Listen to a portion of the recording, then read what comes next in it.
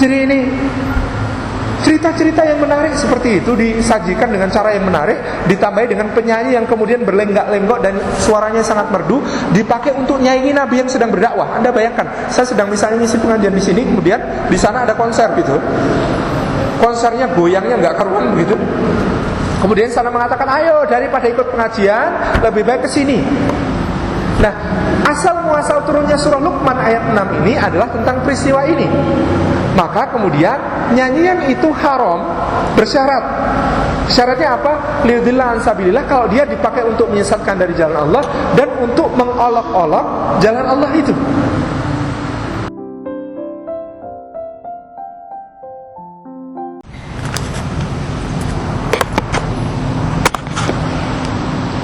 Innal hamdalillah nahmaduhu wa nasta'inuhu wa nastaghfiruhu wa natubu ilaihi wa la na'budu illa iyyah wa na'udzu billahi min shururi anfusina wa min sayyiati a'malina may yahdihillahu fala mudilla lahu wa may yudlil falan tajida lahu waliyyan mursyida.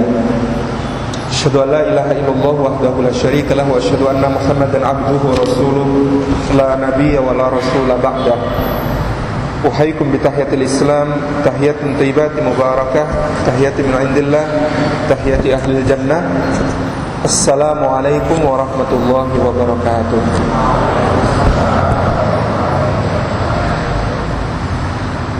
Jamaah yang dimuliakan Allah, puji syukur kehadirat Allah Subhanahu wa taala pada kesempatan sore yang berbahagia ini. Kita dipertemukan oleh Allah di dalam pertemuan perdana dari Majelis Jejak Nabi yang diinisiatifkan oleh rekan-rekan takmir Masjid Jogokarian dan Penerbit Media.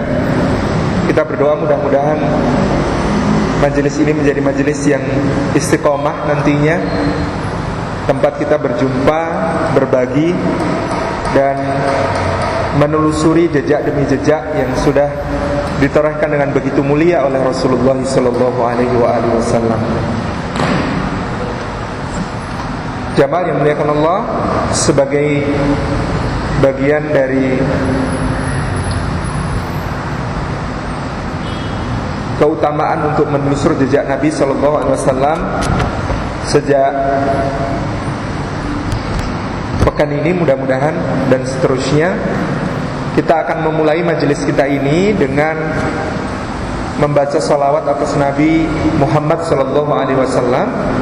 Nanti kita bersama-sama salawat yang dibaca sebagaimana salawat yang kita baca pada tahiyat akhir di dalam salat, yaitu salawat yang berbunyi Allahumma salli ala Muhammad wa ala ali Muhammad kama sallaita ala Ibrahim wa ala ali Ibrahim wa barik ala Muhammad wa ala ali Muhammad kama barakta ala Ibrahim wa ala ali Ibrahim fil alamin innaka Hamidum Majid. Mudah-mudahan dengan membaca salawat ini kita dijadikan dan diberikan kekuatan oleh Allah untuk menjadi pengikut-pengikut Nabi-Nya yang paling mampu di dalam meneladani sunnah-sunnahnya, sehingga kelak berhak atas syafaat beliau di yaumil akhir insyaallah. Mari kita buka dengan membaca salawat bersama-sama. Bismillahirrahmanirrahim. Allahumma salli ala Muhammad wa ala ali Muhammad kama sallaita ala Ibrahim wa ala ali Ibrahim wa barik ala Muhammad wa ala ali Muhammad kama barakta ala Ibrahim wa ala ali Ibrahim fil alamin innaka Hamidum Majid.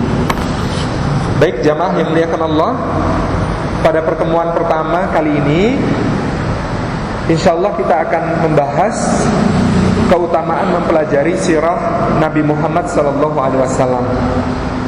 Sebagai bagian dari cara belajar kita, insyaallah setiap pekan jamaah mudah-mudahan kami bisa istiqomahkan untuk mendapatkan satu lembaran yang berisi poin-poin dan nanti bisa dilengkapi dengan catatan-catatan sejalan dengan kita berpengajian sampai akhir. Yang kami tuliskan nanti di fotokopian itu hanya poin-poin yang akan kita bahas. Selebihnya nanti keterangan-keterangannya kita bahas bersama di dalam kajian ini. Jadi kertas ini sebagai alat bantu untuk kemudian kita nanti bisa memberikan catatan-catatan tambahan, mungkin hal-hal yang dianggap penting di dalam apa yang kita pelajari dalam sirah Nabi Sallallahu Alaihi Wasallam. Nah, pertemuan pertama kita pada kesempatan hari ini adalah tentang keutamaan mempelajari sirah Nabi Muhammad Sallallahu Alaihi Wasallam. Sebelum masuk ke poin pertama hingga ketujuh yang ada di dalam kopian yang telah dibagikan, kita sampaikan dulu apa itu sirah. Kalau sirah itu kepala ya, bahasa Jawanya. Kalau sirah itu dari kata sara yasiru, siratan, artinya satu jejak perjalanan, satu riwayat hidup. Yang dimaksud di sini adalah sirah dari Nabi Muhammad SAW. Orang pertama yang menulis kitab sirah adalah Al-Imam Ibnu Ishaq. Maksud kami dengan memberi judul sebagai sirah. Sebelum itu ada para sahabat yang lain, yang para ulama yang lain, maksud kami dari kalangan tabi'ut tabi'in, yang menulis kitab tentang perjalanan hidup Nabi Sallallahu Alaihi Wasallam, tapi biasanya dia hanya bagian per bagian yang diberi judul sesuai dengan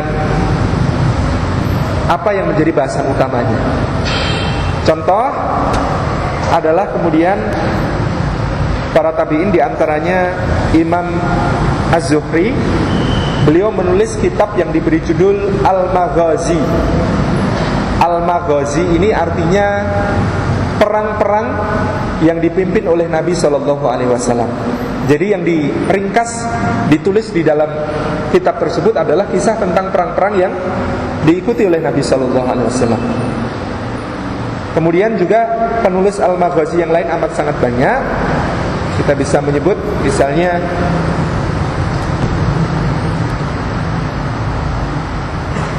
seorang ulama tabi'ut tabi'in yang bernama Imam Al-Waqidi.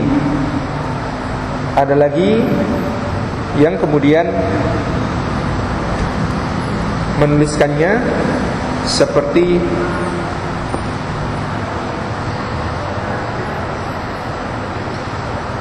Imam At-Tirmidzi. Dan Imam At-Tirmidzi ini khusus lagi, selain menulis tentang Maghazi, beliau menulis tentang satu kitab khusus yang isinya adalah segala sesuatu mengenai hal-hal yang sangat pribadi dari Nabi Sallallahu Alaihi Wasallam. Diberi judul Asy-Syama'il Al-Muhammadiyah. Asy-Syama'il artinya segala yang utuh sempurna, meliputi komprehensif tentang beliau Nabi Muhammad Sallallahu Alaihi Wasallam. Jadi judul bab-babnya itu lucu. Ada judul babnya adalah rambut Nabi Sallallahu Alaihi Wasallam. Ada judul wajah Nabi Sallallahu Alaihi Wasallam. Ada judul pakaian Nabi Sallallahu Alaihi Wasallam. Ada judul sepatu Nabi Sallallahu Alaihi Wasallam. Ada judul sorban Nabi Sallallahu Alaihi Wasallam. Ada judul berbagai macam hal tentang hal-hal yang sangat pribadi pada Nabi. Kendaraan Nabi, istri-istri Nabi, pelayan-pelayan Nabi. Jadi judul bab-babnya adalah hal-hal yang kemudian terkait dengan pribadi beliau Sallallahu Alaihi Wasallam. Kemudian dimulailah penulisan yang lebih lengkap dalam bentuk yang disebut sebagai tarikh, sejarah. Di antara penulis tarikh yang terkemuka adalah Al-Imam Abu Ja'far Ibnu Jarir At-Tabari. Beliau menulis sebuah kitab yang kalau kita jajar dari ujung masjid sampai ke sana gitu ya, itu nggak habis-habis rasanya. Judulnya Tarikhul Umam wal Muluk. Tarikh atau sejarah umat-umat wal muluk dan kerajaan-kerajaan. Ini menceritakan sejak zaman Nabi Adam sampai kemudian masa hidup beliau rahimahullah ta'ala. Kemudian ditulislah kitab sirah oleh Imam Ibnu Ishaq, yang kemudian kitabnya Imam Ibnu Ishaq yang namanya As-Sirah ini sekarang sudah tidak ditemukan lagi. Sudah tidak ditemukan lagi wujud kitabnya, tetapi kita menemukan riwayat-riwayat As-Sirah itu dari kutipan-kutipan yang dibawakan oleh Imam Ibnu Hisham yang juga menulis kitab yang diberi judul As-Sirah. Nah, sejak saat itu kemudian istilah sirah ini mengacu kepada hal yang khusus, yakni riwayat perjalanan Nabi Muhammad SAW sejak lahir beliau sampai wafatnya.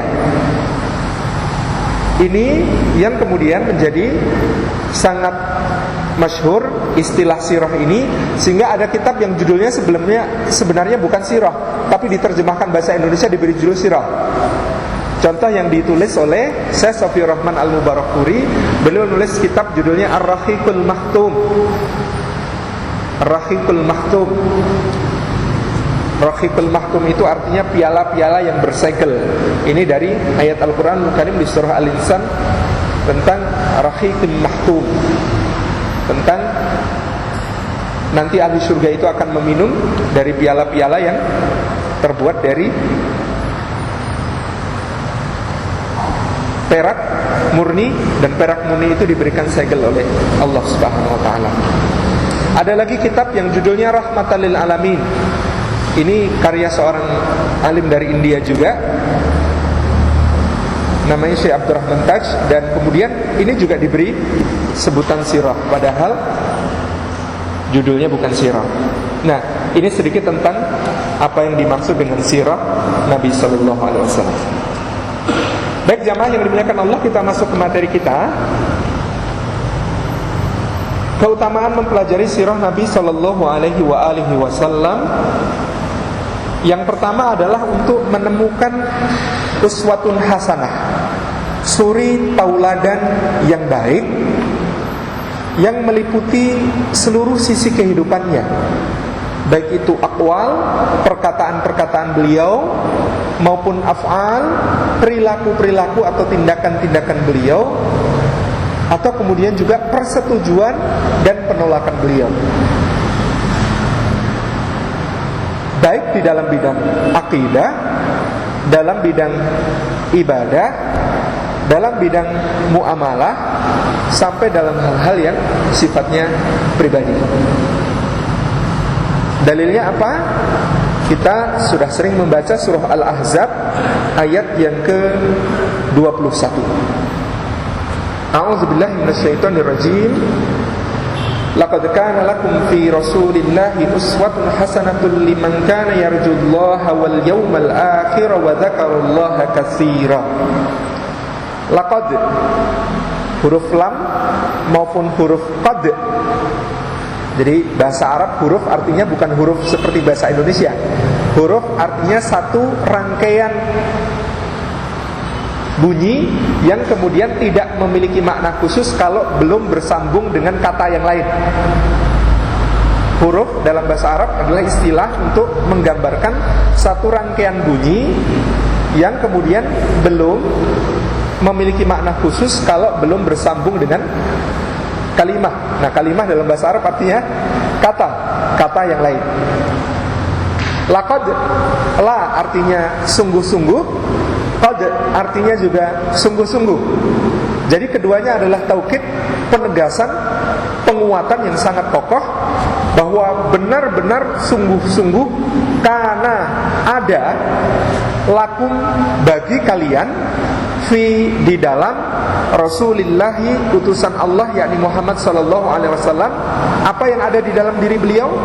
Uswatun, teladan, hasanatun yang baik, liman bagi orang, kana yang adalah dia, yarju mengharapkan Allah wal yaumal akhir dan hari akhir, wa dzakara dan dia berzikir mengingat Allah katsiran dengan banyak. Artinya sungguh telah ada bagi kalian di dalam diri Rasulullah SAW itu satu teladan yang baik bagi orang-orang yang adalah dia itu mengharapkan Allah Subhanahu wa taala dan berharap dengan hari akhir yang baik bagi dirinya, dan dia banyak berzikir kepada Allah Subhanahu wa taala. Jamaah yang muliakan Allah, untuk mengetahui apa maksud dari ayat ini, mari kita telaah sabab nuzulnya, sebab turunnya ayat ke-21 dari surah Al-Ahzab. Sebab turunnya adalah peristiwa perang Ahzab. Ayat ini turun pada seputar terjadinya perang Ahzab. Apa itu perang Ahzab? Perang Ahzab artinya perang di mana musuh-musuh kaum muslimin itu berahzab, bersekutu. Banyak golongan yang kemudian bersatu padu melakukan koalisi untuk satu maksud, yaitu mengalahkan dan menghancurkan Rasulullah SAW beserta para sahabat di Madinah.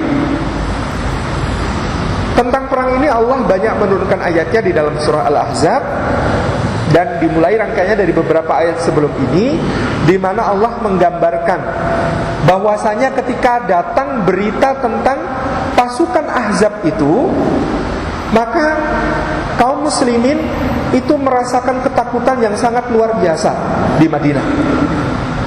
Seperti apa takutnya?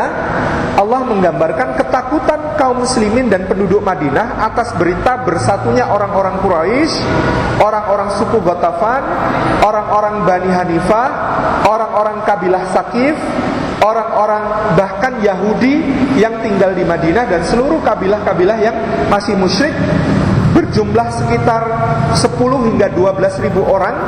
Mereka semuanya bersiap-siap untuk menghancurkan kota Madinah. Maka kaum muslimin dan para penduduk Madinah ini merasakan ketakutan yang luar biasa yang digambarkan oleh Allah sebagai ketakutannya itu sampai-sampai tidak tetap lagi penglihatan. Kalau kita memandang ke satu arah kemudian sudah nggak fokus begitu ya. Kalau kita menatap ke satu tempat kemudian sudah bayangannya itu jadi kabur. Saking takutnya ketika itu kemudian sehingga orang itu memfokuskan pandangan saja tidak mampu. Melihat ke satu arah secara kemudian seksama saja tidak dapat. Saking ketakutannya, perasaan yang bergemuruh dalam dadanya. Dan Allah gambarkan lagi, dan bahkan hati kalian terasa menyesak naik ke kerongkongan. Hati kalian, jantung kalian itu terasa naik menyesak ke kerongkongan. Bapak Ibu hadirin pernah merasakan hal semacam itu? Jadi hatinya terasa naik ke kerongkongan, gitu ya. Kalau orang Jawa menggambarkan sering dikatakan ilang atine. Ilang atine. Kalau ini bukan ilang tapi naik ke menyesak ke kerongkongan. Maksudnya mungkin yang pernah preso naik pesawat. Biasanya kalau naik pesawat tiba-tiba kemudian ada cuaca yang kurang baik. Nah kemudian pesawat itu demi keselamatan menurunkan ketinggian beberapa mil. Set gitu. Kemudian ketika pesawat itu tiba-tiba menurunkan ketinggian, kita gitu ya, maksir gitu. Serasa kemudian hatinya itu naik ke kerongkongan gitu.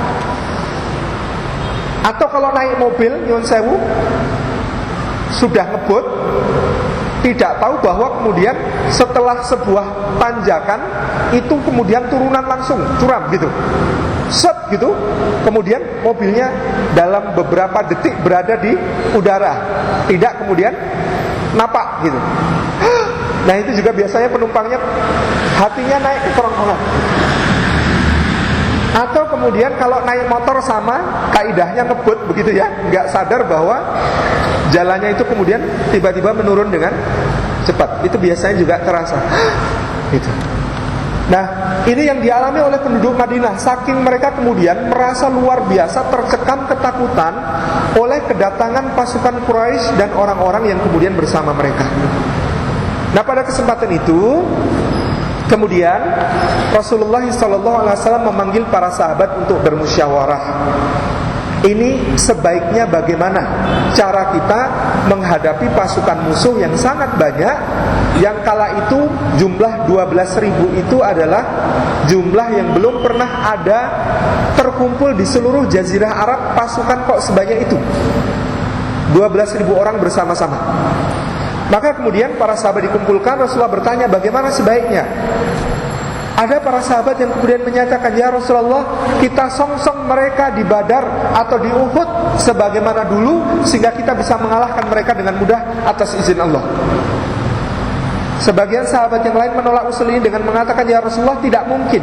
Kalau pasukan jumlahnya 1.000 atau 2.000 atau 3.000, kita masih bisa hadang secara terbuka di Badar atau di Uhud. Tapi kalau 12.000 dengan kekuatan kita yang sekarang jumlahnya cuma segini ini, sedikit ini, tidak mungkin dihadang di luar. Kita harus hadapi di dalam kota Madinah dan jadikan kota Madinah ini sebagai sebuah kubu pertahanan.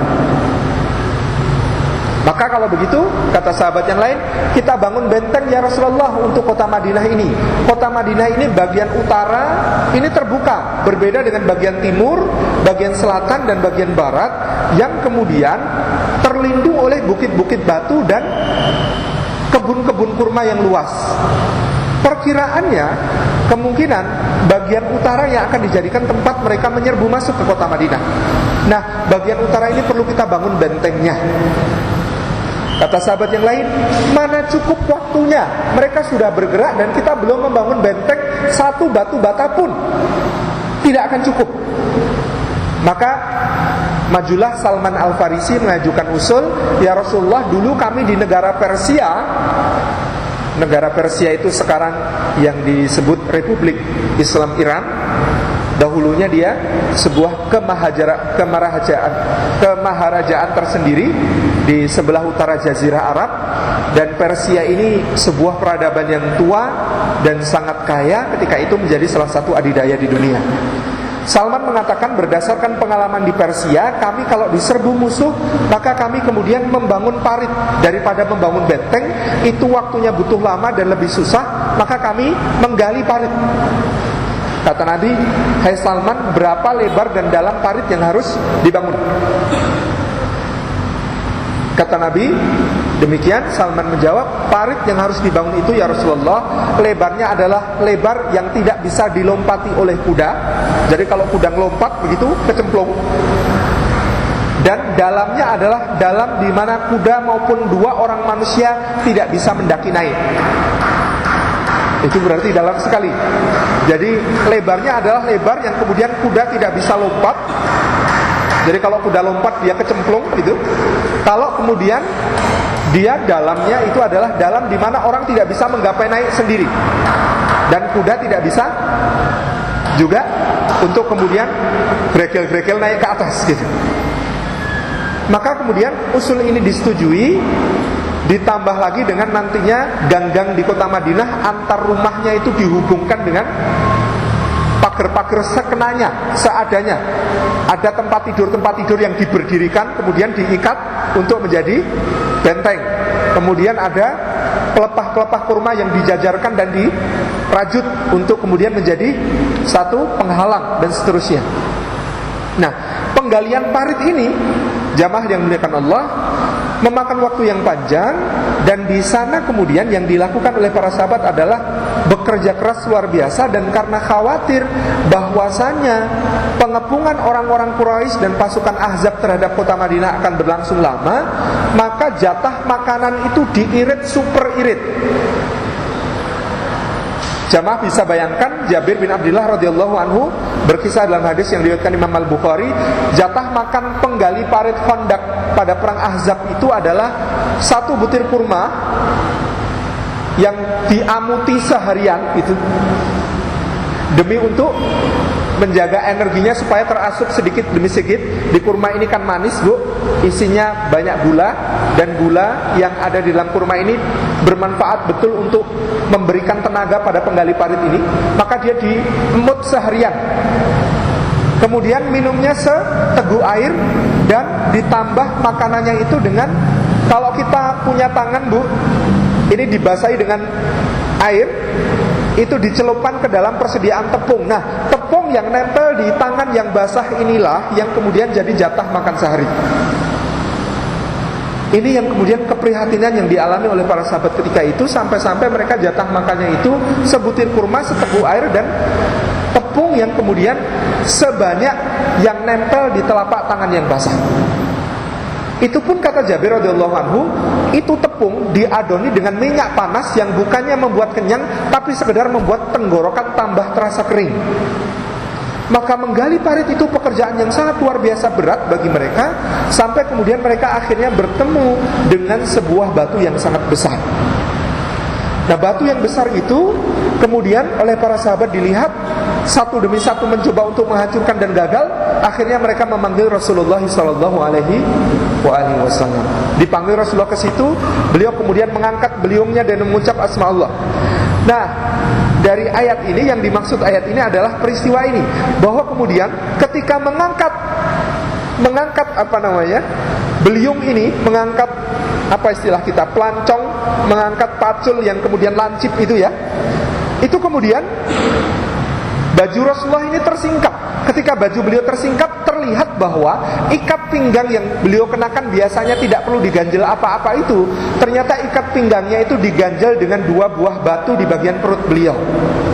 Sementara para sahabat, kata Jabir, rata-rata ada yang kemudian cuma mengikatnya dengan tambah erat atau paling mengganjalnya dengan 1 buah batu. Tapi Nabi SAW itu mengganjal dengan 2 buah batu. Yang ini kemudian Allah turunkan ayat, kalian boleh takut, tapi lihatlah Rasulullah yang kemudian meskipun berada dalam keadaan yang sangat-sangat kemudian terdesak, sangat-sangat prihatin, beliau tetap seorang yang kemudian begitu tangguhnya dan menunjukkan optimisme yang sangat luar biasa. Jadi ketika beliau angkat beliung itu, beliau kemudian mengucapkan takbir Allahu Akbar, dan beliau hantam ke arah batu. Batu itu kemudian pecah berantakan, hancur berkeping-keping, tapi masih ada bagian 2/3 lagi. Nah, ketika pecah itu, dia memercikkan api yang tinggi ke langit. Dan kemudian Rasulullah mengatakan, Allahu Akbar, aku diberi kunci-kunci negeri Syam.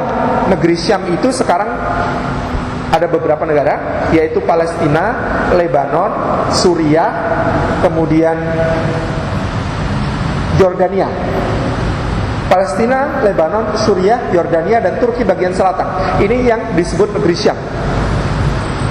Israel tidak saya sebut karena tidak sah gitu ya. Jadi dihantam itu mercik, dan Rasulullah mengatakan, Allahu Akbar, aku diberi kunci-kunci negeri Syam. Demi Allah, aku bisa melihat istana-istananya yang berwarna merah. Jadi istana-istana Syam itu waktu itu berwarna merah. Dan kata Nabi, umatku akan sampai ke sana. Lalu beliau hantam untuk kedua kalinya, memercik api yang sangat tinggi, pecah berantakan lagi batu itu.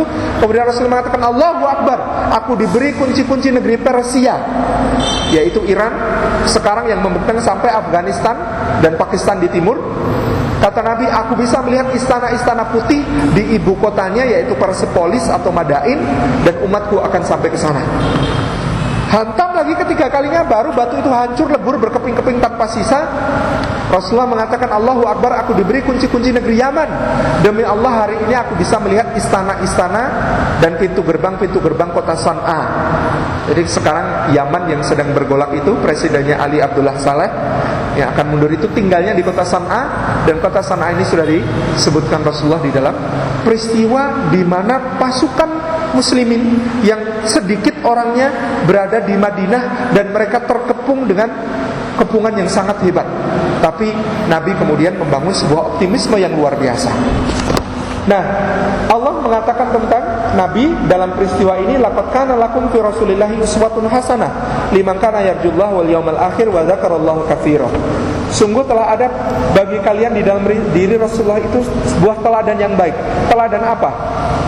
Teladan optimis, teladan gigih, teladan prihatin, teladan kemudian di dalam membesarkan hati para sahabat-sahabatnya, teladan di dalam menanggung berbagai macam derita kehidupan, meskipun beliau adalah orang yang paling dicintai oleh Allah Subhanahu wa ta'ala. Selama ini kan kita membaca ayatnya umum ya, maknanya oh Rasulullah itu teladan yang baik. Nah, kita kemudian belajar sebab turunnya itu adalah tentang peristiwa perang Ahzab. Ini dibuktikan dengan ayat berikutnya. Di ayat yang ke-22 Allah mengatakan tentang orang-orang beriman yang kemudian sudah berhasil meladani Rasulullah, yaitu bahwa kemudian mereka falamma, ketika mereka melihat Ra'al Ahzab, melihat orang-orang yang bersekutu itu, pasukan musuh sudah datang beneran itu gitu ya, maka orang-orang beriman kemudian mengatakan, hadza ma wa'adanallahu wa rasuluhu wa sadaqallahu wa rasuluhu. Di ayat yang ke-22 Allah mengatakan bahwa orang-orang beriman yang berhasil meladani Nabi itu, mereka mengatakan, inilah yang dijanjikan oleh Allah dan Rasulnya kepada kita, dan benarlah Allah dan Rasulnya itu. Inilah apa yang dijanjikan oleh Allah dan Rasulnya kepada kita, dan benarlah Allah dan Rasulnya itu. Sementara orang-orang munafik yang gagal di dalam meneladani Rasulullah mengatakan apa? Nabi kita ini kalau bercanda kebablasan, Nabi kita ini kalau menghayal keterlaluan. Kenapa? Kata orang-orang munafik itu, jangankan Syam, Persia, Yaman, jauh-jauh amat, kita hari ini di Madinah, di rumah kita sendiri, mohon maaf, buang air kecil saja susah. Jadi Bapak Ibu yang dirahmati Allah, ketika pasukan Ahzab ini mengepung selama beberapa bulan itu, kaum muslimin ini hampir nyaris tidak diizinkan untuk tidur. Mereka harus terus berjaga. Bahkan untuk buang air saja kadang-kadang tidak sempat, karena kalau satu pos ditinggalkan oleh salah seorang sahabat untuk kemudian satu keperluan, itu pasukan Quraisy bisa menerobos masuk untuk menembus pertahanan. Saking ketatnya yang terjadi. Orang-orang munafik mengatakan apa? Inilah apa yang dijanjikan oleh Allah dan Rasulnya. Orang-orang munafik mengatakan Rasulnya itu bercanda kepada kita, Rasulnya itu berhayal, Rasulnya itu menipu kita, Rasulnya itu cuma ngeyem-yemi, padahal tidak begitu. Ini kata orang-orang munafik. Jadi logikanya orang munafik itu kalau sekarang begini, besok tidak mungkin begitu. Itu orang munafik. Kalau hari ini kita buang air saja susah. Jangankan buang air, Bapak Ibu yang dirahmati Allah, dalam riwayat Jabir itu disebutkan, kami sholat saja di jamak 4 waktu jadi 1. Zuhur, asar, maghrib, isya, itu tengah malam baru sholat. Sempat sholat Nabi dan para sahabat. Sampai Nabi mengatakan, demi Allah semoga mereka dibinasakan, kita mau sholat saja terhalang, sampai harus 4 sholat digabung jadi 1. Zuhur, asar, maghrib, isya. Ada jamaah yang bertanya, mungkin kalau kita boleh apa enggak gitu. Kok ringkes kayaknya gitu. Kalau keadaannya seperti yang dialami Rasulullah dan para sahabat, bahwa satu orang meninggalkan pos itu musuh datang menyerbu masuk, maka mungkin boleh. Tapi keadaannya semacam itu, luar biasa. Sehingga orang-orang munafik mengatakan, kalau hari ini aja begini, tidak mungkin besok kok bisa menaklukkan Syam, Persia, Yaman. Ngibul itu Nabi. Tapi kata orang-orang beriman, logikanya bukan begitu. Logikanya apa, Bapak Ibu yang dirahmati Allah? Orang beriman itu orang yang penuh ibrah. Mereka kemudian mengambil pelajaran bahwa jam 7 malam itu gelap, tapi jam 11 lebih gelap. Tapi jam 2 makin gelap lagi. Nah makin gelap itu artinya makin dekat kepada fajar. Dulu perang Badar itu gelap. Kenapa gelap? Menyakitkan. Rasulullah dan para sahabat harus berperang dengan saudara sendiri dari Mekah, sehingga kemudian terjadi kepahitan. Tapi mending, masih menang Badar itu. Lalu kemudian perang Uhud, ini lebih berat lagi, lebih gelap lagi. Kenapa? Karena para sahabat kemudian kehilangan 70 orang syuhada. Ada sahabat-sahabat utama seperti Mus'ab bin Umair, Abdullah bin Jas, Hamzah bin Abdul Muttalib, itu gugur sebagai syuhada. Bahkan Nabi itu terluka. Ada 3 buah cincin besi dari helm beliau yang dikeprok orang. Jadi Nabi itu dihantam orang pakai sebuah pemukul gitu ya, sehingga kemudian bagian dari helm besi beliau yang ada rantainya itu nancep di dalam pipi dan dahi begini. Abu Ubaidah bin Al-Jarrah yang kemudian mencabuti cincin-cincin yang masuk itu, nyabutnya bukan pakai tangan, Bu, nggak tega pakai tangan, nyabutnya pakai gigi. Dan setiap kali satu rantai tercabut, giginya potol 1. Giginya tanggal 1. Sampai para sahabat berkomentar, gigi Abu Ubaidah bin Al-Jarrah itu mendahului dia ke surga, karena dipakai untuk mencabuti rantai-rantai yang melukai Rasulullah itu. Bahkan Rasulullah ketika diangkut naik ke tempat yang kemudian lebih aman, beliau itu terperosok ke dalam sebuah lubang jebakan, sehingga kemudian lutut beliau juga berdarah. Jadi keadaannya parah, makin gelap lagi perang Ahzab ini, yang kemudian begitu parah keadaannya, begitu memprihatinkan kondisinya. Tetapi kata para sahabat itu, semakin parah itu, semakin gelap itu, maka insya Allah kita semakin dekat kepada fajar, semakin dekat kepada kemenangan, sebagaimana yang telah dijanjikan oleh Allah dan Rasulnya. Ini tentang menemukan uswatun hasanah. Nah, bagaimana kita menemukan uswatun hasanah kalau tidak mengenal Nabi? Maka kemudian kita mengkaji sirah Nabi, perjalanan hidup beliau sallallahu alaihi wasallam itu, demi menemukan uswatun hasanah, demi menemukan apa yang sudah diamanahkan oleh Allah ini, yaitu bahwa Allah menitipkan uswah hasanah. Allah menitipkan satu teladan yang baik dalam segala bidang kehidupan pada diri Rasulullah. Maka mengapa kita mempelajari sirah Nabi? Untuk kemudian mengenali apa akhlak mulia, uswatun hasanah yang sudah dititipkan oleh Allah Subhanahu wa taala itu di dalam diri beliau. Kita kaji sedikit demi sedikit di dalam kajian sirah ini supaya kita lebih mengenalnya, supaya kita lebih mudah di dalam meneladaninya, insyaallah. Ini kaitannya dengan keutamaan yang pertama, yaitu menemukan uswatun hasanah. Keutamaan yang kedua, mengkaji, mempelajari sirah Nabi Muhammad SAW adalah langkah awal di dalam mencintai Allah dengan mengikuti Rasulnya. Dalilnya di dalam surah Ali Imran ayat yang ke-31. Surah yang ketiga ayat yang ke-31. A'udzubillahi minasyaitonirrajim. Qul in kuntum tuhibbunallaha fattabi'uni yuhibbukumullahu wa yaghfir lakum dzunubakum wallahu ghafurur rahim.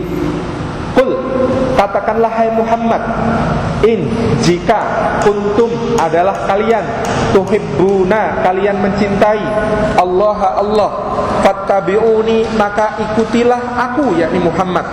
Yuhibbukum, maka akan mencintai kalian. Siapa yang mencintai kalian? Allahu, Allah. Wa yaghfir, dan Allah akan mengampuni lakum, bagi kalian, dzunubakum, dosa-dosa kalian. Wallahu, dan Allah, ghafurun, maha pengampun, rahimun, maha penyayang.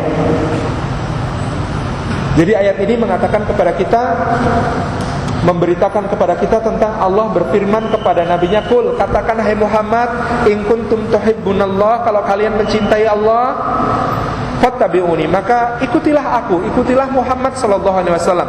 Yuhibbukumullahu, dengan demikian Allah akan mencintaimu. Wa yaghfir lakum dzunubakum, dan akan mengampuni dosa-dosamu. Wallahu ghafurur rahim, dan Allah Maha Pengampun lagi Maha Penyayang. Dalam tafsirnya Imam Ibnu Katsir menyebutkan asar dari Imam Hasan Al-Basri bahwa ayat ini turun tentang satu kaum yang kemudian mengaku mencintai Allah. Lalu Allah kemudian menguji kaum itu dengan apa yang diturunkan di dalam ayat ini, yaitu bukti dari mencintai Allah adalah mengikuti Rasulullah. Imam Ibnu Katsir dalam tafsirnya juga mengutip satu syair Arab yang sangat terkenal. Laisa sya'nu an tuhibbu, innama sya'nu an tuhab. Masalahnya itu bukan apakah kamu mencintai, tapi apakah kamu dicintai. Yang penting itu bukanlah kamu sebenarnya mencintai apa enggak, tetapi yang penting itu adalah bahwa kamu dicintai. Dalam hubungan kita dengan Allah, maksudnya dari syair Arab ini adalah pengakuan atau klaim atau kemudian ucapan lisan bahwa saya itu cinta Allah, gitu. Saya itu cinta Allah, gitu. Kata Imam Ibnu Katsir, itu tidak penting. Yang terpenting adalah apakah Allah mencintai kamu, gitu. Dan apakah Allah mencintai kamu itu dibuktikan dengan apakah kamu mengikuti Rasulullah SAW. Jadi ayat ini menegaskan kepada kita bahwa tidak penting, atau kemudian ya maksudnya bukan tidak penting, itu kan bahasa Arab itu kadang-kadang menyangatkan. Kita mengatakan bukan suatu hal yang kemudian paling utama untuk mengatakan aku mencintai Allah atau mengaku-ngaku mencintai Allah. Tapi yang paling penting adalah apakah Allah mencintai kita. Dan cara untuk kemudian mengetahui apakah Allah mencintai kita atau tidak itu adalah dengan apakah kita mengikuti Nabi Muhammad SAW ataukah tidak.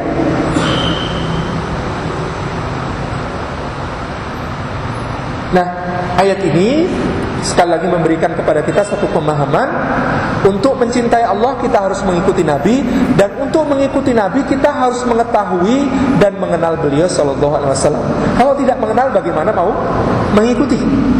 Karena ini adalah sebuah hal yang mustahil mengikuti tanpa mengenal. Kalau ada orang kok tidak mengenal tapi perilakunya mirip dengan Nabi, itu namanya ya biidznillah cocok begitu. tapi tidak mendapatkan satu pahala ittiba karena tidak diniatkan. Amal yang kemudian dinilai itu adalah amal yang diniatkan. Kalau amalnya tidak diniatkan, meskipun amalnya itu seperti Kanjeng Nabi, tapi tidak diniatkan untuk ittiba kepada Kanjeng Nabi, maka dia kemudian belum mendapatkan pahala dari Allah Subhanahu wa ta'ala. Nah, kita mengkaji, mempelajari sirah Nabi Muhammad SAW ini dalam rangka untuk mencintai Allah, yaitu dengan mengikuti Rasulullah SAW, agar kita kemudian juga dicintai oleh Allah Azza wa Jalla. Itu yang kedua. Yang ketiga, jamaah yang dimuliakan Allah, apa kegunaan dan keutamaan dari mempelajari sirah Nabi Muhammad SAW adalah untuk memahami Al-Quran sejalan dengan bagaimana ia turun, sesuai dengan bagaimana konteks yang mengikat teks Al-Quran itu ketika dia turun. Dalilnya ada di surah Al-Isra, surah ke-17 ayat yang ke-106. Wa Qur'anan faraqnahu litaqra'ahu 'alan nasi 'ala muqsin wa nazzalnahu tanzila. Wa Qur'anan, dan Al-Qur'an itu berfungsi juga sebagai bacaan. Faraqnahu, yang kami pisah-pisahkan, yang kami turunkan secara sedikit demi sedikit. Litaqra'ahu, untuk kamu bacakan Al-Quran itu, wahai Muhammad, ala nasi, kepada manusia, ala muksin, sedikit demi sedikit, wa nazzalnahu, dan kami turunkan dia tanzilan, dengan tenggang waktu. Maksudnya, dan Al-Quran itu sebagai sebuah bacaan yang kemudian telah Allah bagi-bagi, turunkan sedikit demi sedikit, bukan langsung jumlatan wahidah makrub petuduk 30 juz, 114 surah. Berapa ayat, Bu? Hitungan yang agak berbeda-beda, karena ada yang menghitung basmalah di tiap surat sebagai ayat, ada yang tidak. Hitungan yang kemudian biasanya dipakai di dalam ilmu qiraat adalah 6.236 atau 6.200. Kok bisa beda? Saya juga belum hitung sendiri, jadi masih bingung. Kemudian ini kok beda pilih ngitung para ulama itu piye gitu, belum tahu gitu.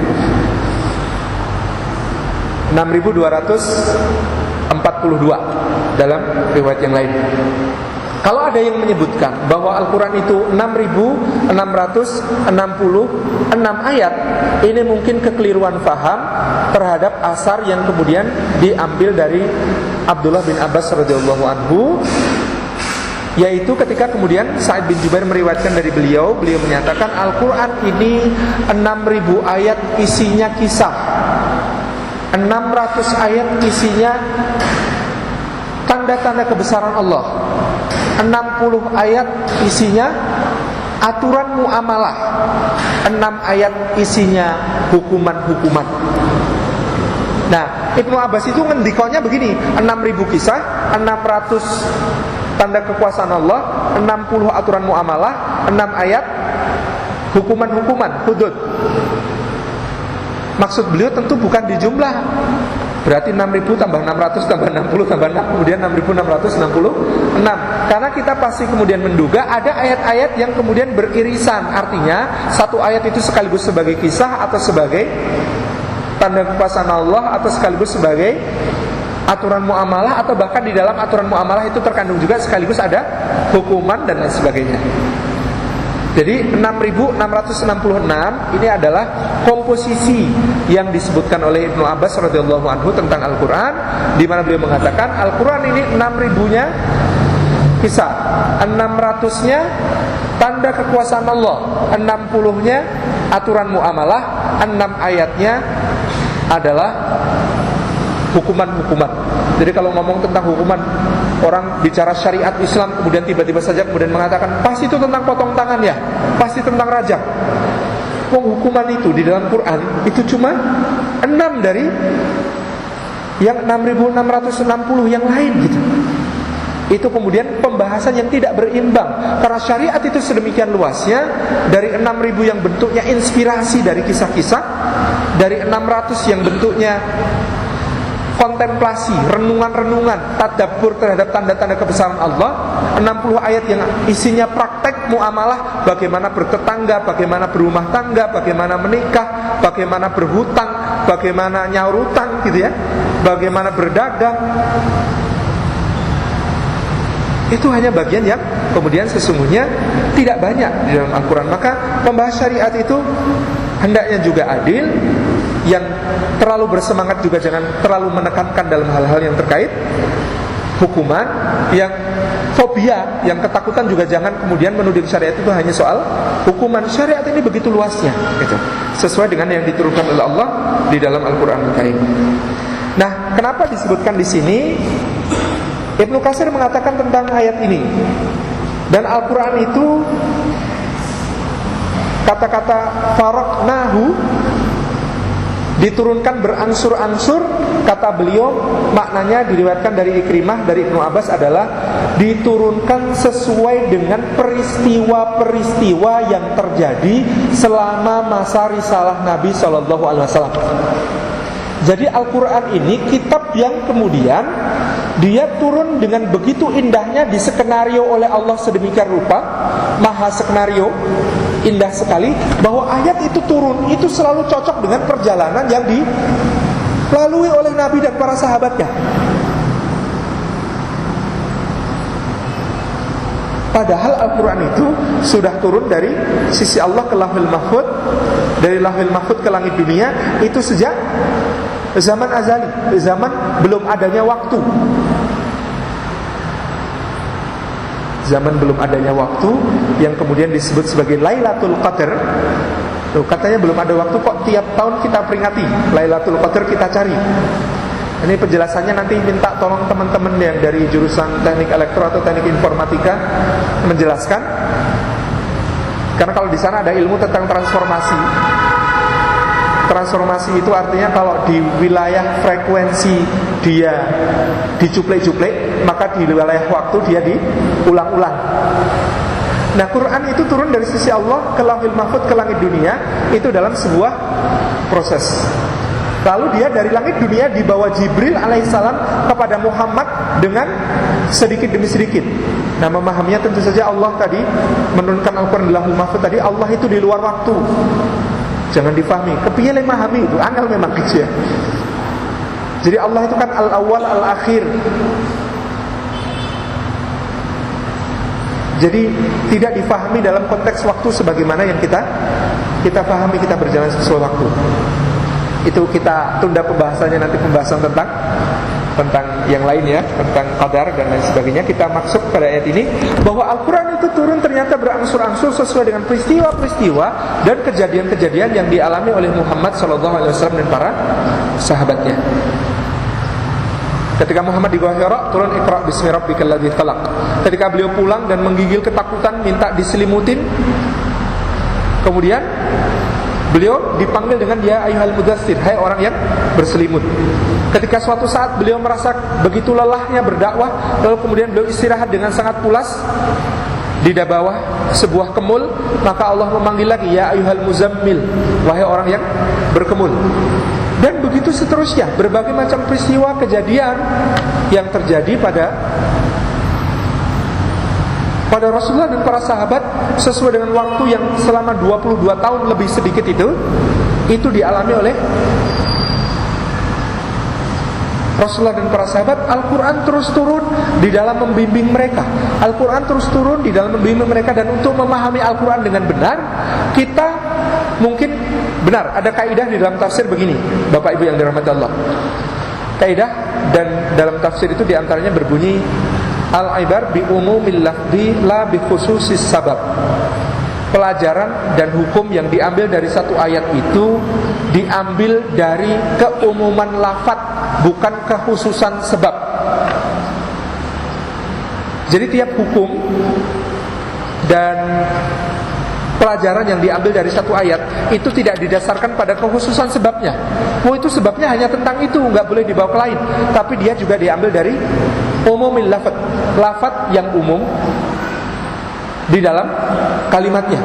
Kalimatnya itu mengatakan umum, tidak diikat oleh satu peristiwa, jadi difahami secara umum. Tentu saja kaidah ini berlaku di dalam tafsir, berlaku di dalam mengambil istinbat hukum di dalam fikih terhadap ayat-ayat. Tetapi para ulama menegaskan, hatta pun mengambil keumuman lafaz, setiap mufasir harus mengetahui sebab turunnya ayat agar ibrah yang diambil dari keumuman lafaz itu, hukum-hukumnya, pelajarannya, hikmah-hikmahnya dan lain sebagainya itu sesuai dengan maksud yang sejalan dengan dirinya, sejalan dengan peristiwanya.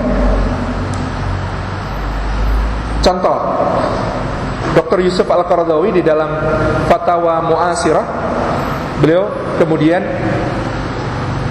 menyebutkan contoh kaidah ini misalnya tidak berlaku dalam lafaz yang khusus, jangan lafaz dibawa ke umum.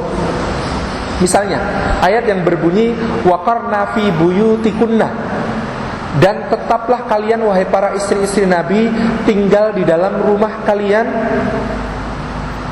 Jadi istri-istri Nabi itu diwajibkan oleh Allah setelah wafatnya Nabi tetap tinggal di rumahnya, tidak keluar, kemudian mengenakan penutup wajah, dan itu wajib untuk istri-istri Nabi untuk menghindarkan berbagai macam fitnah. Bahkan kalau ada orang itu meminta sesuatu, mengajak mereka bicara, mereka harus dihalangi oleh hijab agar tidak terjadi fitnah kepada istri Nabi ini.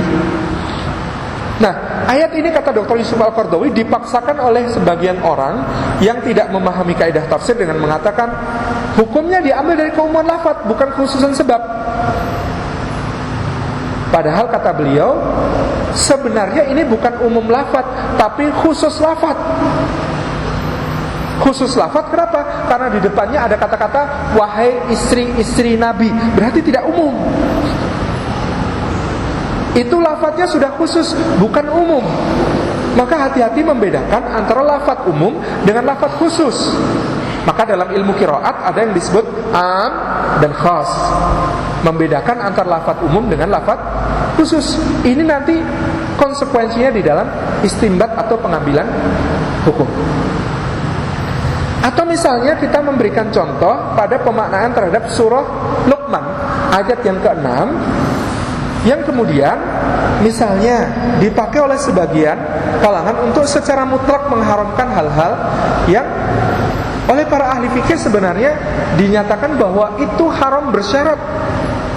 Haram bersyarat. Apa bunyi ayatnya?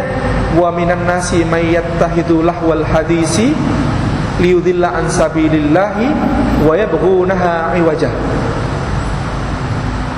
Dan di antara manusia ada yang mengambil perkataan yang tidak berguna untuk apa? Menyesatkan manusia dari jalan Allah dan menjadikan jalan Allah itu sebagai olok-olokan.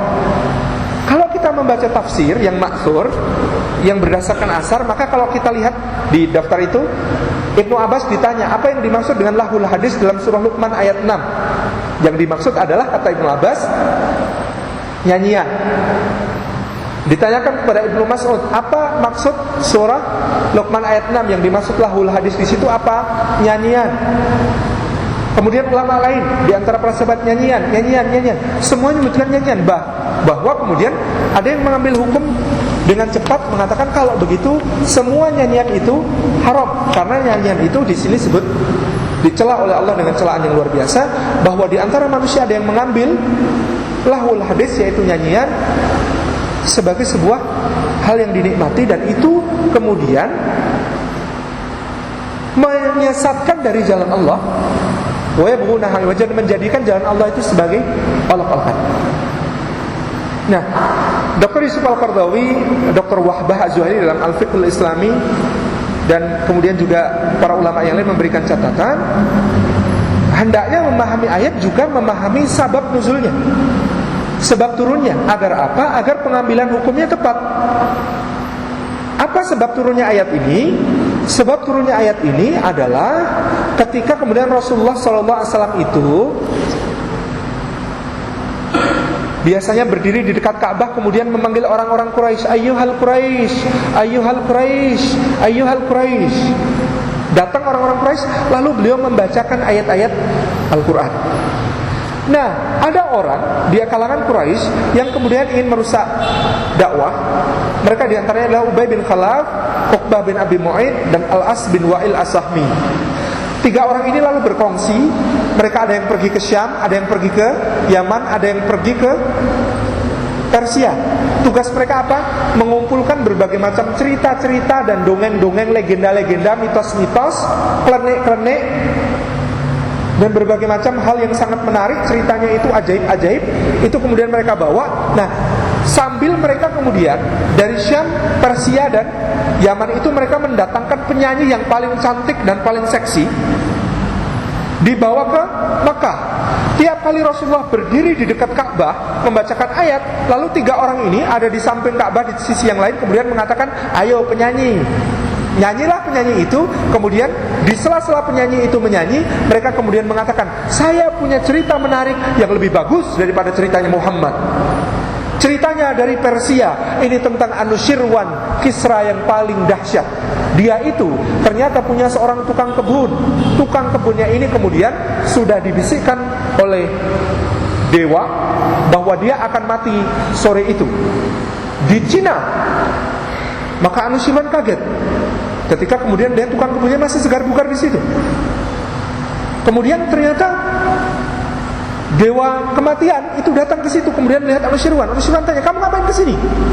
Mau mengambil nyawa pembantu tuan ini, tapi seharusnya saya heran, harusnya dia matinya di Cina. Kok ini masih di sini gitu? Maka kemudian begitu ya. Iya. Kemudian malaikat kematian ini menampakkan wujudnya kepada si tukang kebun. Kemudian tukang kebunnya itu ketakutan, lalu dia minta kepada sang rajanya segera hari itu juga minta diberi kuda yang paling cepat larinya, dan kuda itu bisa berlari dalam sehari 2.000 sampai 3.000 km. Namanya juga mitos, jangan percaya gitu ya. Lalu kemudian si tukang kebun ini naik ke kuda itu, kemudian dia melesat, melarikan diri karena takut sama malaikat maut itu. Kemana dia lari? Ke Cina. Jadi malaikat mautnya, oh begitu rupanya skenarionya gitu. Jadi ini cerita-cerita yang menarik seperti itu disajikan dengan cara yang menarik, ditambahi dengan penyanyi yang kemudian berlenggak-lenggok dan suaranya sangat merdu, dipakai untuk nyanyi Nabi yang sedang berdakwah. Anda bayangkan, saya sedang misalnya ngisi pengajian di sini, kemudian di sana ada konser gitu. Konsernya goyangnya nggak karuan begitu. Kemudian sana mengatakan, ayo daripada ikut pengajian lebih baik ke sini. Nah, asal muasal turunnya surah Luqman ayat 6 ini adalah tentang peristiwa ini. Maka kemudian nyanyian itu haram bersyarat. Syaratnya apa? Liyudillah an sabilillah, kalau dia dipakai untuk menyesatkan dari jalan Allah dan untuk mengolok-olok jalan Allah itu. Ini yang kemudian difatwakan oleh Dr. Yusuf Al-Qardawi dan dibahas beliau panjang lebar di dalam kitab Al-Halal wal Haram misalnya. Kita bisa lihat keterangan itu di sana. Jadi bagaimana kemudian ternyata pemahaman yang tepat terhadap dalil itu ketika kemudian memahami konteks kisahnya. Maka di antara urgensi memahami sirah nabawiyah adalah untuk memahami Al-Quran Karim bagaimana dia dulu turun. Dan memahami kisah sirah nabawiyah dalam ini juga kemudian membawa kita untuk memahami berbagai macam hadis Nabi Sallallahu Alaihi Wasallam. Tidak hanya pada lafal teksnya yang kemudian bisa saja pemahaman kita itu keliru. Contoh, ada hadis berbunyi begini. Ini yang sering saya contohkan, yang sering disalahpahami maknanya. Qulil haqqa walau kana murran. Katakan yang benar meskipun pahit. Apa makna dari hadis ini? Kita diperintahkan Rasulullah untuk mengatakan yang benar meskipun pahit. Nah, hadis ini kadang-kadang menjadi pembenaran bagi orang-orang yang suka menyakiti hati orang. Di kesana kemari itu anane menglarani hati omongannya itu. Tapi kemudian dia kalau ditegur punya dalil. Katakan yang benar meskipun pahit. Ini hak. Jadi harus dikatakan gitu. Meskipun gak peduli orang mau sakit hati, gak peduli orang mau tersinggung, gak peduli orang mau kemudian gara-gara dikasih tahu itu gak datang ke masjid lagi. Dengar hadis kok malah jadi gak mau ke masjid itu kan. Repot itu. Qulil haqq walau kana, ini katakan yang benar meskipun pahit.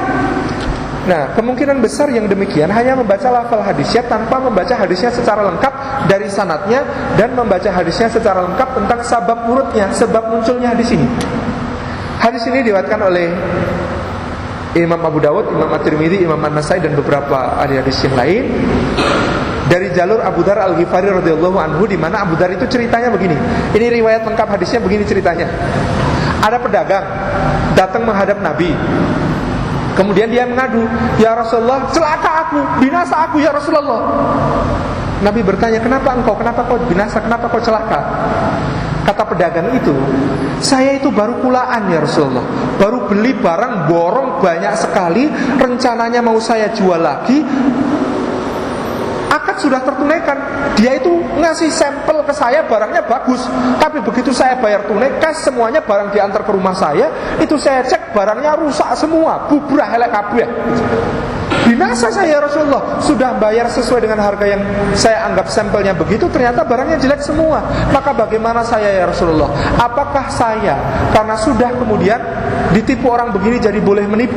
Artinya maksudnya, karena saya ini ya kulaane ya dadi rugi banget ini, apakah saya kemudian boleh menutupi cacatnya barang ini ketika saya menjual kepada konsumen saya? Boleh enggak ya Rasulullah? Ataukah ya nek gitu kan minimal saya enggak rugi gitu, minimal balik modal gitu. Atau kalau rugi enggak banyak. Ataukah saya kemudian harus jujur, yang artinya mungkin saya nyaris bangkrut ya Rasulullah. Saya ngomong aja sama pelanggan, "Nih barangnya jelek, wis bayar sakarepmu sarilamu." Gitu. Apakah harus begitu ya Rasulullah? Lalu Rasulullah SAW mengatakan kepada pedagang ini, "Qulil haqqa walau kana murra." Katakan yang benar meskipun pahit. Nah, pelajaran pentingnya apa? Pertanyaan penting. Pahitnya itu untuk siapa? Gitu. Pahitnya itu untuk yang mengatakan atau untuk yang mendengar? Yang mengatakan kan, maksudnya Rasulullah menasihati pedagang ini, yang pedagang ini diperintahkan untuk mengatakan yang benar meskipun pahit, meskipun nyaris bangkrut. Tetapi sebagai pedagang dia harus jujur. Kenapa? Pedagang yang jujur akan bersama Nabi di akhirat, dan pedagang yang jujur itu menyelamatkan masa depan. Kenapa? Kalau pedagang kok sudah tidak jujur, itu masa depannya sudah tidak dipercaya orang. Jadi Rasulullah ingin mengatakan, jujur itu membuat masalah jadi masa kini saja. Ya cuma sampai sekarang masalahnya kamu jadi bangkrut, tapi kamu bakalan dipercaya orang. Nanti ke depannya banyak orang yang akan kemudian sangat-sangat memperhatikan daganganmu. Kenapa? Karena kamu selalu jujur. Insya Allah masa depan cerah. Tapi kalau berbohong sekarang mungkin gak rugi, tapi masa depan suram. Kenapa? Karena kamu sudah dikenal sebagai seorang yang menipu. Nah, qulil haqqa walau kana murran, katakan yang benar meskipun pahit. Ibrahnya apa? Katakan yang benar meskipun itu beresiko bagi diri kita yang mengatakan, bukan menyakiti hati orang lain. Nah, ini sering salah ibrah. Kenapa? Karena tidak mengetahui kisah utuhnya, tidak memahami cerita lengkapnya. Sebagaimana di dalam Al-Qur'anul Karim ada orang-orang yang secara serampangan menafsirkan dalil, apalagi belajar Islam dengan dalil yang kemudian dikungkung gitu ya. Kasih judul, kemudian cuma dikasih terjemahannya saja. Terjemahannya begini, kalau tidak berhukum dengan hukum Allah, kafir. Maka orang tuanya yang jadi pegawai negeri dikafirkan. Maka orang tuanya yang kemudian sholat, bahkan sholat malam, tahajud, puasa Senin Kemis, kok bisa-bisanya anak ini tega mengatakan dia kafir? Kenapa? Karena dia membaca ayat, "Wa man lam yahkum bima anzalallah fa ulaika humul kafirun." Siapa yang tidak berhukum dengan hukum Allah, maka dia kafir. Tanpa memahami kisah lengkapnya bagaimana ayat itu turun, tanpa memahami tafsir yang maksur bagaimana, At-Tabari bilang apa, Ibnu Katsir bilang apa, Fakhrur Razi bilang apa, kemudian Al-Qurtubi bilang apa, imam-imam mufassirin yang lain bilang apa. Ini yang menjadikan pemahaman yang berbahaya. Maka di antara urgensi mempelajari sirah adalah memahami Al-Quran ini sejalan dengan bagaimana dia turun. Yang keempat, jamaah yang dimuliakan Allah, memahami sirah nabawiyah adalah modal utama kebangkitan umat. Dalilnya surah Al-Maidah ayat yang ke-20. A'udzubillahi minasyaitonirrajim. Wa id qala Musa liqaumihi ya qaumi dzkuru ni'matallahi 'alaikum id ja'ala fikum anbiya'a wa ja'alakum muluka wa atakum ma lam yu'ti ahadan minal 'alamin.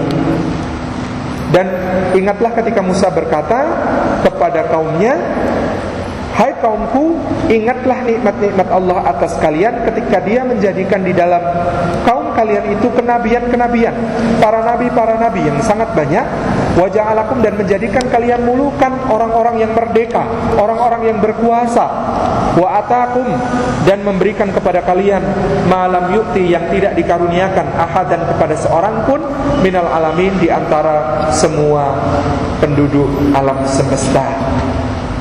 Ayat ini adalah surah Al-Maidah ayat ke-20 tentang kisah Bani Israel. Ini ayat yang dikatakan oleh Allah, firman-Nya tentang Musa yang berkata ketika terjadi penjajahan atas Bani Israel oleh Fir'aun. Jadi Bani Israel itu sudah merasa mutung, sudah merasa bahwa jadi budak itu sudah takdirnya. Kita ini memang bangsa yang sudah diperbudak, memang takdirnya begitu Musa. Udah gak usah diwah-wah, gak usah neko-neko memberontak sama Fir'aun, nanti malah kita dihabisi. Ya sudah, nasib kita ini budak, takdirnya sudah begitu. Ini kata Bani Israel ketika itu kepada Musa. Lalu Musa mengingatkan kepada Bani Israel ini, Ingat nikmat Allah kepada kalian dahulu. Allah menjadikan di dalam kalian itu nabi-nabi, gak putus-putus. Sejak dari Ibrahim alaihissalam sampai Isa alaihissalam. Bayangkan, dari Ibrahim sampai Isa. Kalau menurut ilmu sejarah modern, saya belum begitu yakin dengan itu, tapi mereka selalu menyebutkan Ibrahim itu kapan sih hidupnya? Sekitar 2400 sebelum Masehi. Isa kapan hidupnya? Tahun? Ya abad pertama kan, abad pertama Masehi. Natalnya saja dianggap sebagai tahun pertama gitu. Nah, dalam rentang 2400 tahun itu Bani Israel itu selalu diberi nabi, gak putus-putus.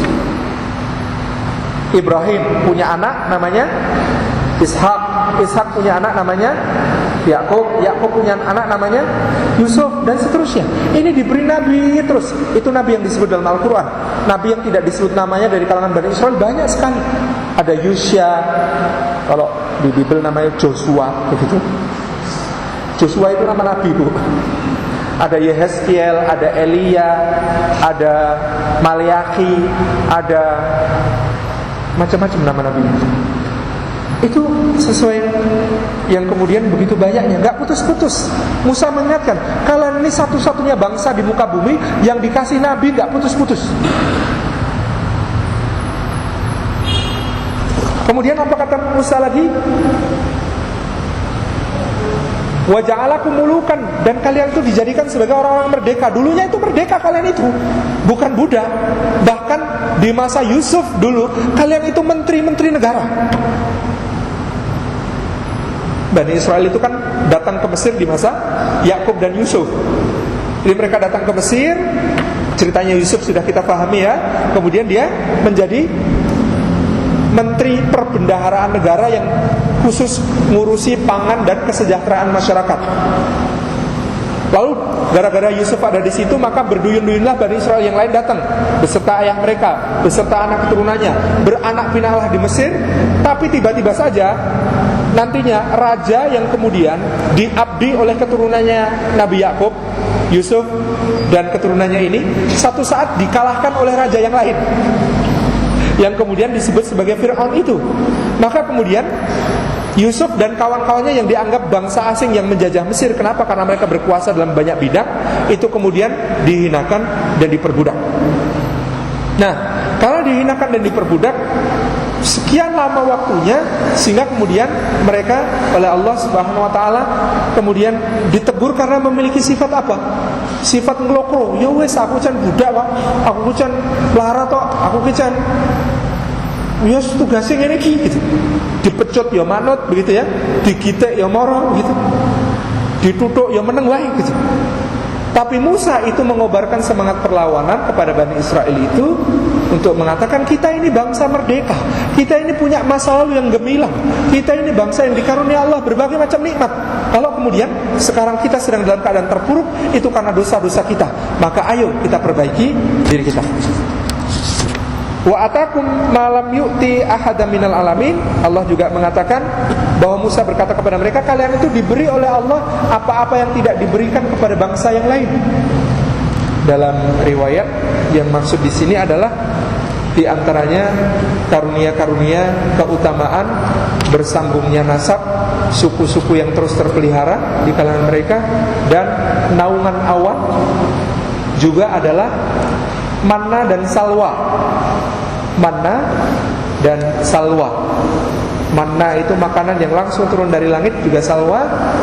Kata Ibnu Katsir, manna adalah makanan yang lebih lembut dari susu, lebih manis dari madu, lebih sejuk dari salju. Ya kalau saya dulu ngaji itu membayangkan es krim gitu.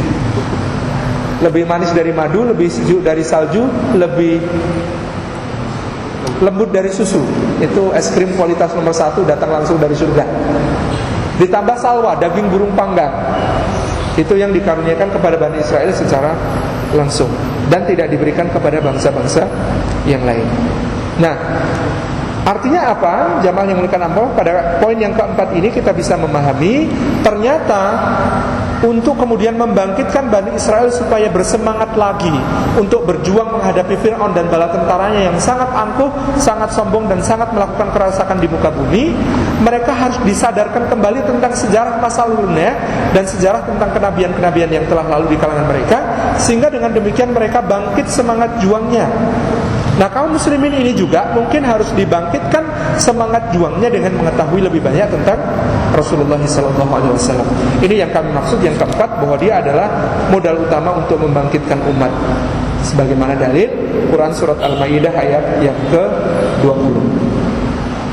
Demikian sepertinya ingin diselesaikan sampai yang ke-7, tetapi waktunya terbatas. Kita belum membuka sesi untuk berbincang sejenak dengan hadirin juga. Kami mohon maaf atas segala yang kurang berkenan. Terlebih dahulu kami kembalikan ke moderator.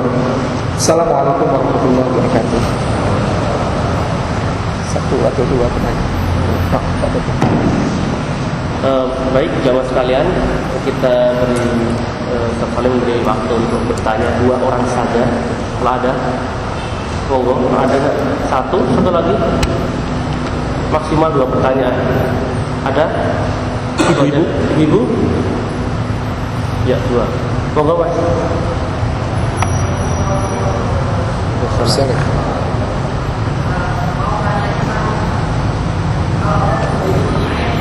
Oke.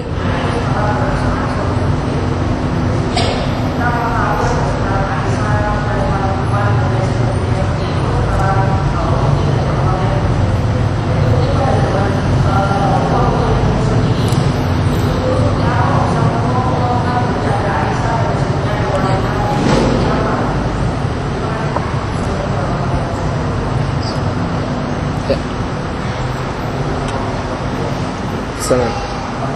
Riwayat bahwa Nabi punya istri yang bernama Maria, yang seorang dia dan yang kedua tapi yang baik yang saya tanyakan, benarkah mereka beragama Hindu, dan apakah mereka tetap dengan agamanya setelah mereka menikah atau mereka masuk Islam dengan kasih.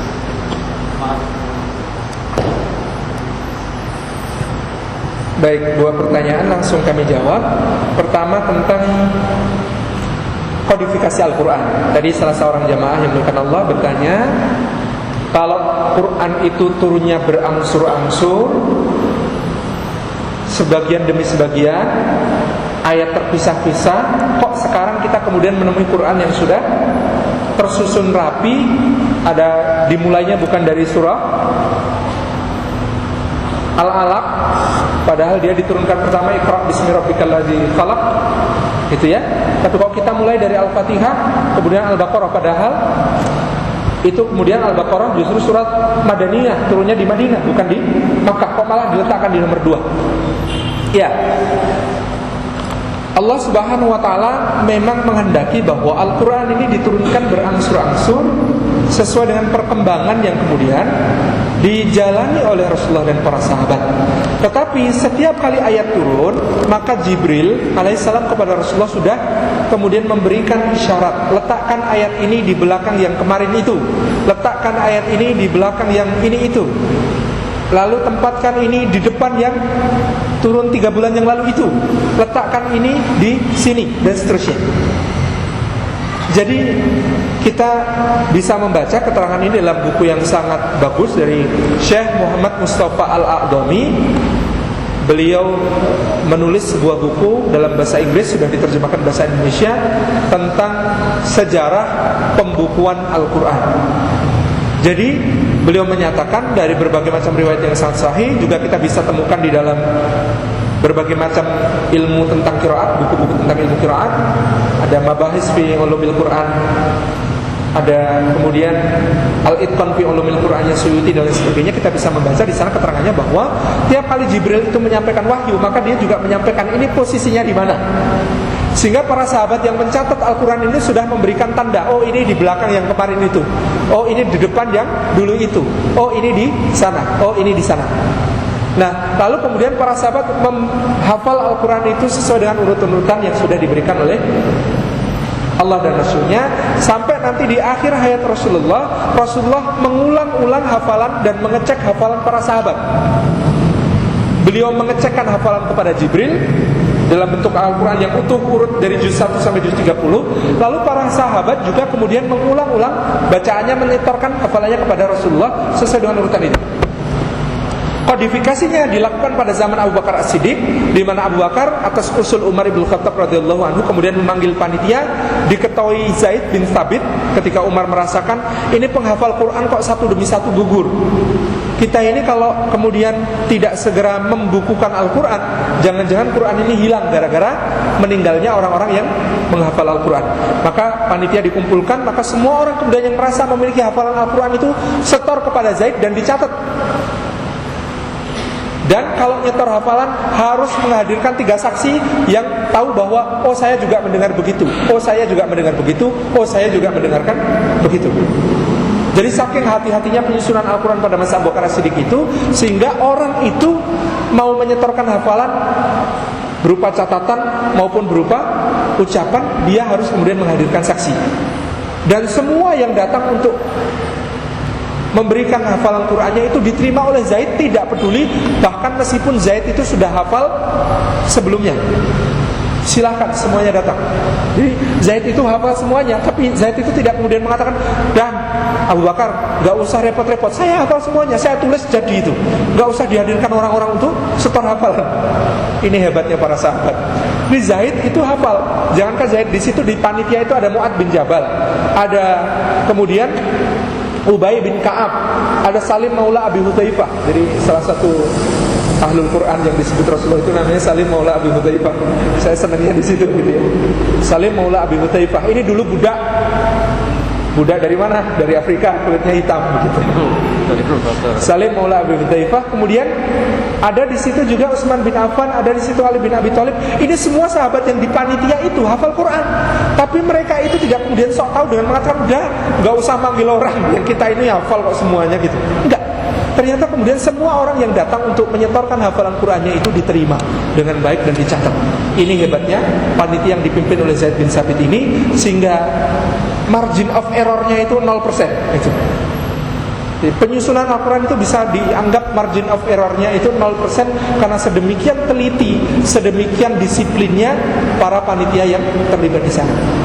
Nah, kemudian baru di masa Utsman bin Affan, Quran yang mushafnya sudah disusun dengan sangat baik ini diperbanyak untuk dikirimkan ke berbagai negara sebagai standar, dan itulah yang kemudian disebut sebagai mushaf Utsmani. Kemudian yang kedua, pertanyaan tentang istri-istri Nabi. Kalau berkecimpung di dunia Twitter, ini gara-garanya ada beberapa teman-teman liberal yang mengatakan, tenang aja, Nabi itu ada istrinya yang Yahudi, ada istrinya yang Nasrani. Itu klaim dan tidak didukung oleh data-data. Tentang Sofia sudah saya tweetkan kemarin. Kalau di Twitter itu ada namanya kuliah Twitter gitu ya. Itu poin 1 sampai kalau nggak salah 40-an, itu saya bicara tentang Safiyah, bahwa semua bukti di dalam sirah, hadis dan lain sebagainya menunjukkan Safiyah itu sudah menjadi muslimah. Demikian pula tentang Maryah Al-Qibtiyah. Maryah itu ketika dia dihadiahkan sebagai budak oleh Muqawqis, gubernur Mesir, kepada Nabi sebagai tanda persahabatan, maka dia diambil oleh Nabi sebagai istri beliau, dan Maryah ditawari dengan Islam, maka Maryah itu menerima Islam. Sebagai bukti tentang Safiyah misalnya bahwa di dalam Sirah Ibnu Hisham dan Al-Mubarakfuri disebutkan secara nyata riwayat dari Imam Ibnu Jarir At-Tabari juga Ibnu Ishaq yang menyatakan Safiyah masuk Islam ketika ditawari oleh Rasulullah, sebab dia sebenarnya sudah tertarik kepada Islam sejak sebelum menjadi tawanan perang Khaybar. Jadi Safiyah ini anaknya pemuka Yahudi, memang anaknya pemuka Yahudi. Jadi dia Bani Israel.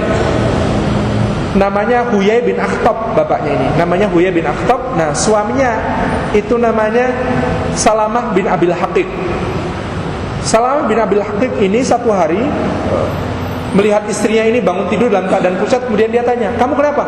"Saya mimpi." "Mimpi apa?" "Saya mimpi melihat rembulan jatuh dari orbitnya kemudian masuk ke kamar saya." Nah, dengar itu Salamah bin Abil Haqiq sudah kemudian marah, karena dia tahu dalam Taurat di antara gambaran tentang Nabi terakhir itu adalah wajahnya bagi bulan purnama. Kemudian dia mengatakan sambil menampar istrinya Safiyah itu dan mengatakan, "Celaka kamu, kamu sudah bermimpi ingin menjadi istri si Raja Arab. Celaka kamu, kamu sudah bermimpi ingin menjadi istri si Raja Arab." Kata Safiyah, "Demi Allah, aku tidak terbayang dan terfikir itu sama sekali, aku hanya bermimpi." Nah, kemudian terjadilah perang Khaybar. Suami dan bapaknya ini mati. Suami dan bapak dari Safiyah ini mati di dalam perang Khaybar itu, dan Safiyah ini termasuk dalam tawanan di perang Khaybar itu. Ketika tawanan ini dikumpulkan, ada seorang sahabat namanya Dihyah bin Khalifah Al-Kalbi. Dihyah bin Khalifah Al-Kalbi ini sahabat dari suku Kalab, dulunya beragama Nasrani. Dia masuk Islam dan Islamnya menjadi baik. Wajahnya tampan, berseri-seri dan sangat indah perawakannya, sampai-sampai malaikat Jibril itu kalau mau nyamar sebagai manusia itu pinjam wajahnya. Jadi sahabat Dihyah bin Khalifah Al-Kalbi ini yang sering sekali wajahnya itu dipinjam oleh Jibril ketika dia menampakkan diri ke dunia. Termasuk hadis tentang rukun Islam, rukun iman, rukun ihsan, yang ada malaikat datang sadidu bayat siyabi sadidu sawadi sa'ari, itu pinjam wajahnya Dihyah bin Khalifah Al-Kalbi. Nah, dia mengatakan kepada Nabi, "Ya Rasulullah, aku seorang yang masih bujangan ketika masuk Islam ini. Berikan kepadaku salah seorang tawanan di antara tawanan Khaybar ini, sebab mereka ahli kitab, aku pun ahli kitab, supaya aku pun dulunya ahli kitab, supaya aku bisa membimbing wanita itu ke dalam Islam dengan baik." Maka Rasulullah pilih, karena ini wong ganteng.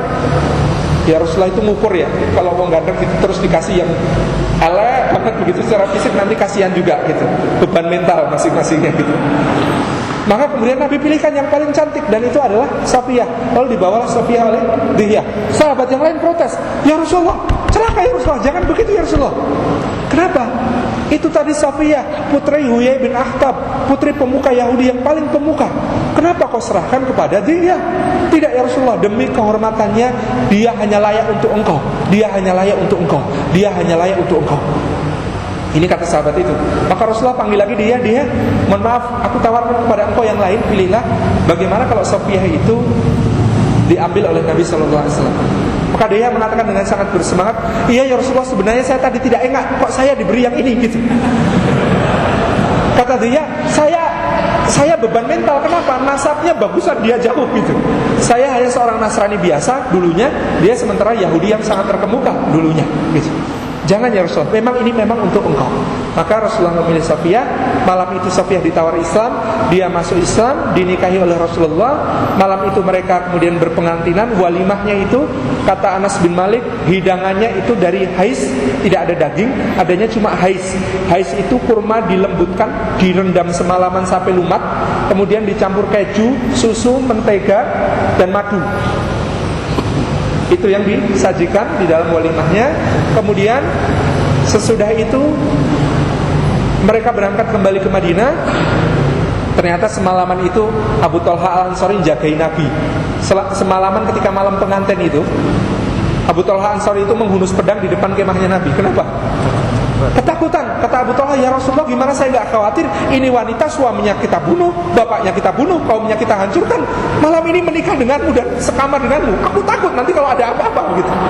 Ini sahabat yang saking cintanya sampai pagi harinya itu dilihat oleh Rasulullah, Abu Talha ini wajahnya sampai kuyu banget begitu. Kamu kenapa? Ya semalaman kan saya jaga gitu. Maka kemudian sahabat diperintahkan, Abu Talha suruh tidur seharian ini sesiangan, dari pagi sampai siang. Silahkan ada sahabat yang menjaga dia sebagaimana dia sudah menjaga aku. Nah, masuklah ke dalam rumah tangga Nabi Sofiyah ini. Dan Sofiyah ini salah satu wanita yang paling membuat Aisyah radhiyallahu anha cemburu. Satu hari Aisyah mengatakan, ya Rasulullah, tidakkah kau tahu Sofiyah itu tubuhnya pendek? Kata Nabi sambil marah gitu ya, urat beliau itu kalau marah, urat merah kelihatan di antara kedua matanya. Kemudian beliau mengatakan, hai Aisyah, sesungguhnya kau baru saja mengatakan satu kalimat yang kalau dia jatuh ke laut maka bisa mengubah sifat airnya. Sangat parah mengolok orang seperti itu, sangat parah menggunjing orang seperti itu. Cuma mengatakan, kan Sofiyah itu memang pendek gitu. Kata Nabi, itu kalimat yang sangat berbahaya. Pada kesempatan lain, Hafsah binti Umar itu ngejek Sofiyah, dasar gadis Yahudi gitu. Ya, anaknya Umar yang namanya Hafsah Ummul Mukminin itu juga pernah saking cemburunya kepada Sofiyah, dia mengatakan dasar gadis Yahudi. Nangis Sofiyah. Dia kemudian merasa, ya Rasulullah, sesungguhnya aku ini sudah masuk Islam, muslimah, mencoba untuk menjadi muslimah yang baik, tapi kenapa masa lalu masih diungkit-ungkit saja? Maka Rasulullah mengajarkan kepada Sofiyah, kalau ada lagi yang mengejekmu begitu, katakan, ayahku Harun, pamanku Musa, suamiku Muhammad, siapa yang bisa mengalahkan aku? Gitu. Jadi wahai Sofiyah, tenanglah, kalau ada yang mengejekmu lagi, maka katakan, ayahku Harun, pamanku Musa, dan suamiku Muhammad, siapa yang bisa mengalahkan aku? Ini di antara bukti kemuslimahannya. Dan kemudian ada lucu lagi, salah seorang tokoh liberal di Twitter itu namanya Mas Ahmad Syukran Amin mengatakan, di antara bukti bahwa Sofiyah itu Yahudi adalah dia tidak meriwayatkan hadis, karena hadis hanya diriwayatkan dengan syarat rawinya itu muslim atau muslimah. Padahal datanya jelas, Sofiyah itu meriwayatkan sekitar 25 hadis. Ada sekitar 7 dalam Bukhari, 2 dalam Muslim, dan beberapa yang lain tersebar di dalam banyak kitab hadis yang lain. Jadi jelas bahwa Sofiyah ini muslimah. Adapun Maryah, dia juga muslimah. Tertegas karena kemudian statusnya nanti bukan cuma sebagai budak Nabi, tapi sebagai ummu walad. Ummu walad itu adalah ibunda dari putra Nabi SAW, yakni Ibrahim bin Muhammad, yang Ibrahim ini nanti meninggal pada usia 3 atau 4 tahun. Ini putra Nabi SAW. Jadi sudah jelas kita bisa menemukan begitu banyak bukti yang sangat walau-walau begitu bahwa semua istri Nabi setelah menjadi istri beliau, maka mereka semua menjadi muslimah yang baik, bukan lagi menjadi Nasrani, bukan lagi menjadi Yahudi. Wallahu a'lam bishawab. Baik, alhamdulillah sudah 1,5 jam untuk kita mengikuti acara sejak Nabi. Insyaallah Kamis depan kita akan lanjutkan jam 4 mulai, dan kepada teman-teman kita minta relawan untuk menyebarkan ini di masjid Anda, kampus ataupun sekolah, silakan bisa ambil depan.